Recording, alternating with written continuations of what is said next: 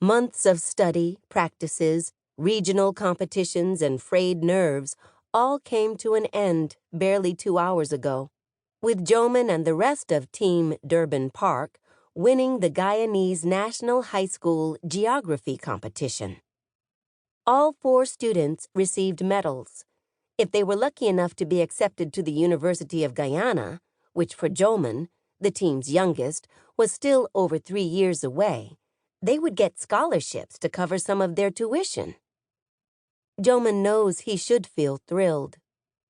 All he feels is empty. Again. What now? Jomon shoves the remains of a spring roll into his mouth to chase the question away, but the question refuses to go. What is there now? The banquet room is full of students, teachers, and community members. Geography teams from all over Guyana are eating, laughing, and talking over every minute of the weeks-long competition, from school-wide to city-wide, from regionals to nationals. Teachers and politicians give speeches, congratulating the students and congratulating themselves. Bits of conversation swirl around Jomon. Remember when I said Tropic of Copernicus instead of Tropic of Capricorn? After tonight, I never have to think about who controls the Nicobar Islands. Unless I want to go there, and I might. On and on it goes. The bright lights bounce off the 3 other gold medals in the room, Jomon's teammates. While the competition was going on, Jomon could pretend they were mates, a team, all for one and one for all. But the competition is over.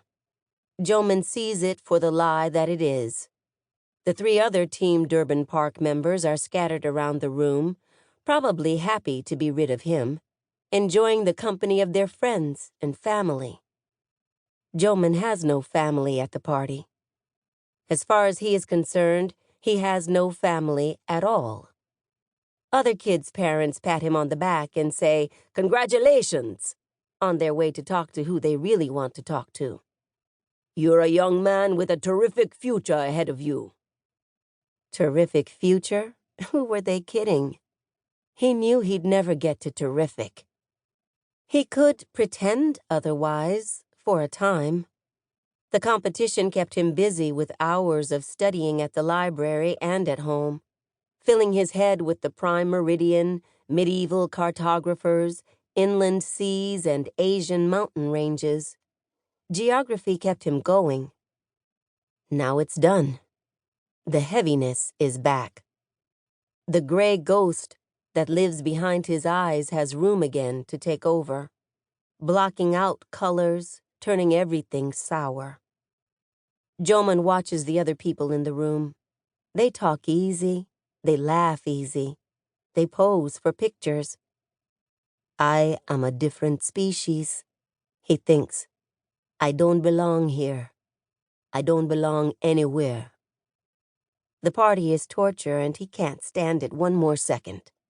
He gets to his feet. "You're not leaving?" A man who is a candidate in the upcoming election and one of the sponsors of the competition gently pushes Jomon back into his chair. "The party is just getting started. Look, they're bringing out more food," the man says. "Let's get that plate filled up. All that studying has made you too skinny. The ladies like some meat on the bones. Eat up. There's room on my campaign for a bright young man. Of course, it doesn't pay in money, but experience, that's the real thing. Your teacher tells me you also ran a charity book drive. Now you can go back to all those people and ask them to vote for me."